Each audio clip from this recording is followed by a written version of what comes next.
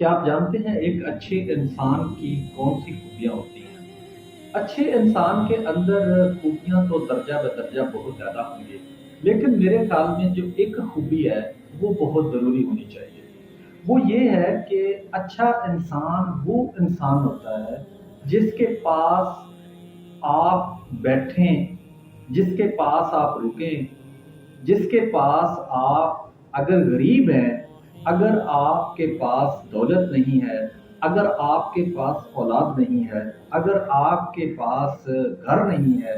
آپ کے پاس اللہ کی دی ہوئی کوئی اور نعمت نہیں ہے، لیکن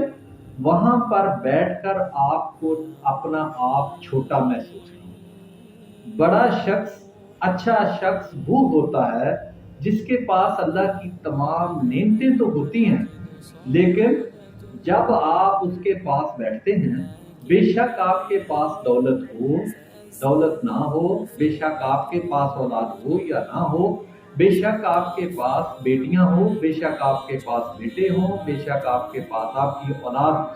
20 سالے نہ ہو، مطلب کوئی نہ کوئی آپ کو اللہ کی طرف سے کسی آزمائش میں مبتلا کیا گیا ہو، بے شک آپ صحت مند بھی کیوں نہ ہو، لیکن اچھا انسان جو ہوتا ہے جب آپ اس کے پاس بیٹھتے ہیں تو وہ آپ سے کراہت نہیں کرتا، وہ آپ سے نفرت کا اظہار نہیں کرتا، وہ آپ کو سینے سے لگاتا ہے، وہ آپ کے غموں کو اپنا غم بنا لیتا ہے۔ اگرچہ وہ ان چیزوں کا حل تو نہیں کر سکتا، لیکن وہ تسلی اور دلاسا ضرور دیتا ہے، وہ ہاتھ دور رکھتا ہے کہ ہاں میں آپ کے ساتھ ہوں۔ تو یاد رکھیں، اچھے انسان کے اندر جو سب سے پہلی خوبی یہ ہوتی ہے کہ اچھا انسان کبھی بھی دوسرے انسان کو نیچا دکھانے کی کوشش نہیں کرتا، بلکہ انسانیت کے طور پر اسے دیکھتا ہے اور انسان ہونے کے ناطے اس کی قدر کرتا ہے۔